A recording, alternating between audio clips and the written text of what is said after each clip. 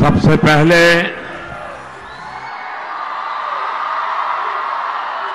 आप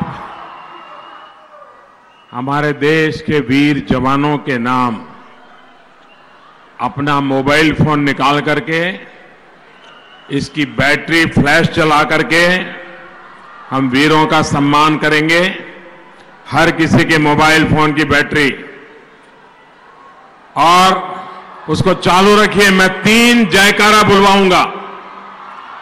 आप सबको भी 3 जयकारा बोलना है। ये भारत माता के जयकारे हैं।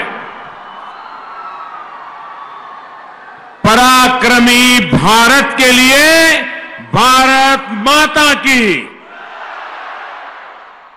विजयी भारत के लिए भारत माता की, देश के वीर जवानों भारत माता की। बहुत बहुत धन्यवाद आपका।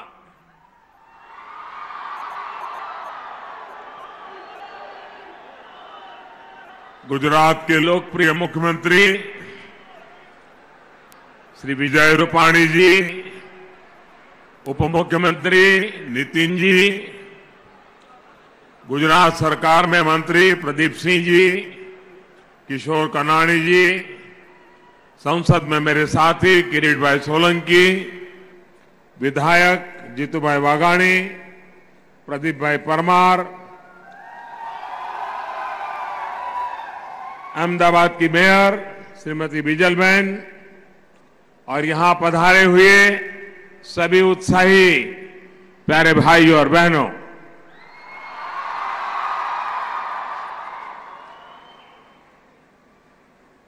मन करता है आज बहुत कुछ बता दूं।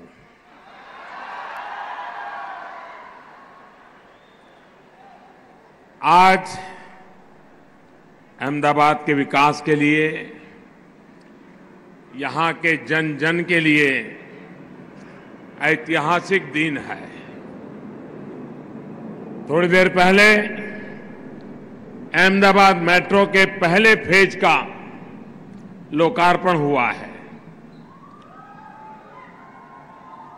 और साथ साथ दूसरे फेज का शिलान्यास भी हुआ है। और अभी यहां पर अहमदाबाद की ही नहीं बल्कि गुजरात की, देश की एक बहुत बड़ी स्वास्थ्य सुविधा का लोकार्पण किया गया है। अहमदाबाद के जीवन को बदलने वाले इन प्रोजेक्ट्स के लिए मैं आप सबको बहुत बहुत बधाई देता हूं। साथियों, आप ही की तरह आज मेरा भी बरसों पुराना सपना पूरा हुआ है। यहां आने से पहले मैंने अहमदाबाद मेट्रो में सफर किया। उस दरमियान लोगों का उत्साह और उनकी खुशी को अनुभव किया। सच में मन आनंद से भर गया।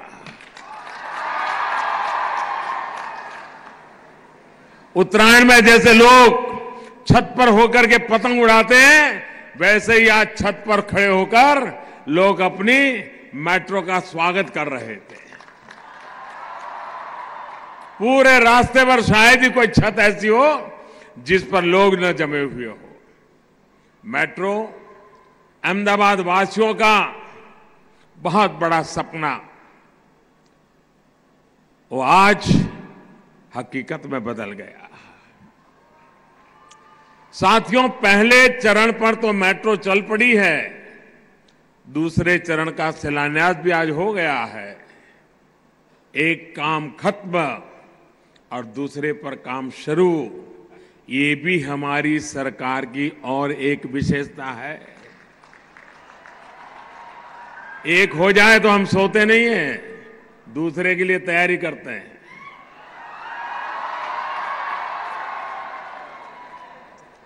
आप क्या समझे मैं क्या कह रहा था?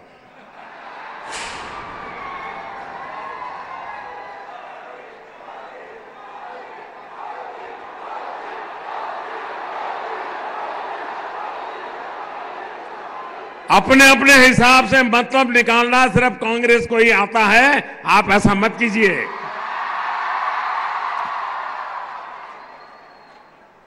₹10,000 करोड़ रुपए से ज्यादा की लागत से बन रही इस मेट्रो से अहमदाबाद के लोगों के जीवन में बड़ा बदलाव आने वाला है। लाखों अहमदाबादियों को इसका लाभ होने वाला है। कल्पना कीजिए, दफ्तर जाने वाले साथियों को, यहां के उद्यमियों को, स्कूल कॉलेज जाने वाले विद्यार्थियों को कितनी राहत मिलने वाली है, समय की कितनी बचत होने वाली है। इससे अहमदाबाद में ट्रैफिक से जुड़ी समस्याओं को कम होगी ही, पर्यावरण का नुकसान भी कम होगा। और हमारा आप जानते हैं पुराना मंत्र, जिसका शिलान्यास हम करते हैं उसका उद्घाटन भी हम ही करते हैं। इसका मतलब क्या हुआ? नहीं, इसका मतलब क्या हुआ? नहीं, इसका मतलब क्या हुआ? इसका मतलब यह हुआ कि आज जो मेट्रो का शिलान्यास किया है, 3, 4, 5 साल जब भी उसका काम पूरा होगा, हम मौजूद होंगे। और ये सब कैसे हो रहा है? आपके आशीर्वाद से हो रहा है। साथियों, देश को ट्रांसपोर्ट की सुविधा देने के लिए हमारी सरकार कितनी गंभीरता से कार्य कर रही है, इसका अंदाजा इसी से लगाया जा सकता है कि साल 2014 तक, ये आंकड़ा याद रखना, कुछ बुद्धिमान लोग आंकड़े भूल जाते हैं। मेरे जैसे सादे सीधे व्यक्ति की तरह आप भी याद रखिए, 2014 के पहले जब रिमोट कंट्रोल सरकार चलती थी,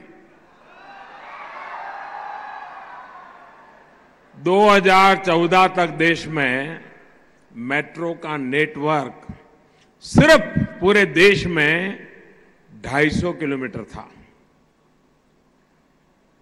अब स्थिति ये है कि देश में मेट्रो का ऑपरेशनल नेटवर्क, और 55 महीने का एक हिसाब दे रहा हूं मैं, आज करीब करीब 650 किलोमीटर तक पहुंचा है। कहां 250 रिमोट कंट्रोल वाली सरकार, और कहां 655 महीने में। और इतना ही नहीं, देश के अलग हिस्सों में करीब 800 किलोमीटर मेट्रो रूट पर आज काम चल रहा है। सोचिए, आने वाले समय में अर्बन ट्रांसपोर्ट कितना ज्यादा बदलने जा रहा है। साथियों, अब से कुछ देर पहले मैंने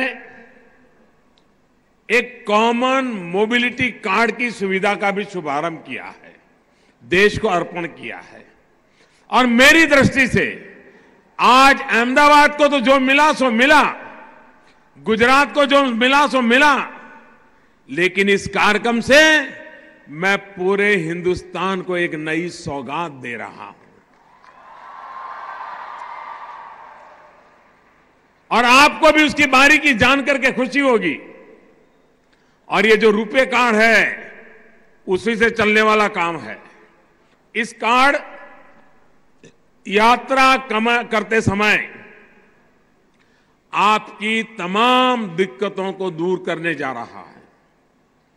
देश भर में लोग मेट्रो से जाते हैं, बस से जाते हैं, लोकल ट्रेन से जाते हैं, टोल का पैसा देते हैं, पार्किंग का पैसा देते हैं, भांति भांति जगह पर पैसे देने होते हैं।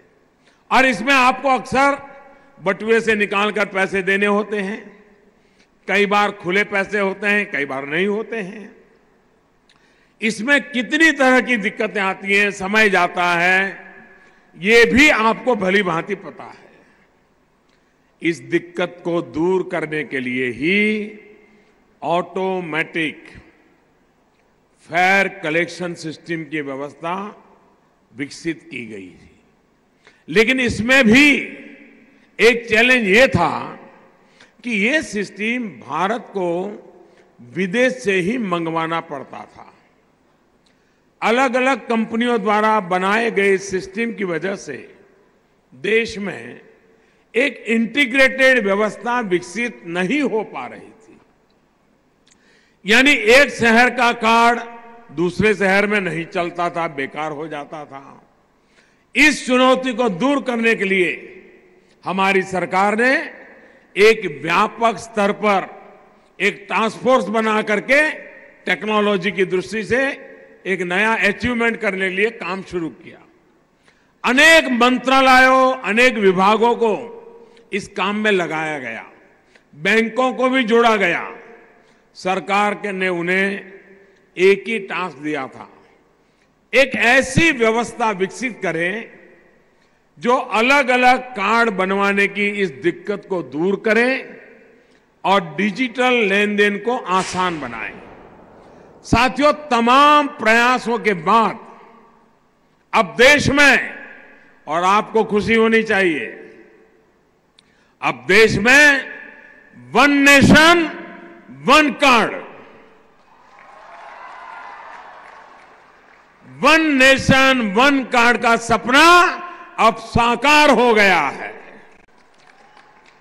कॉमन मोबिलिटी कार्ड से आप पैसे भी निकाल पाएंगे, शॉपिंग भी कर पाएंगे और देश भर में, सिर्फ अहमदाबाद नहीं, देश भर में किसी भी मेट्रो या ट्रांसपोर्ट के अन्य साधन में भी आपका वही रुपए कार्ड काम में आएगा। अगर मैं और आसान शब्दों में समझाऊं, तब आपके रुपए डेबिट कार्ड और मोबिलिटी कार्ड को मिलाकर एक किया जा रहा है। साथियों, इस व्यवस्था के साथ ही अब विदेशी तकनीक पर भारत की निर्भरता खत्म हो गई है। अब जो कुछ भी है वो मेड इन इंडिया। अब भारत दुनिया के उन कुछ इने गिने देशों की लिस्ट में शामिल हो गया है जिनके पास इस तरह की तकनीक है और जो अपने ट्रांसपोर्ट सिस्टम में वन नेशन वन कार्ड की व्यवस्था को लागू करने जा रहा है।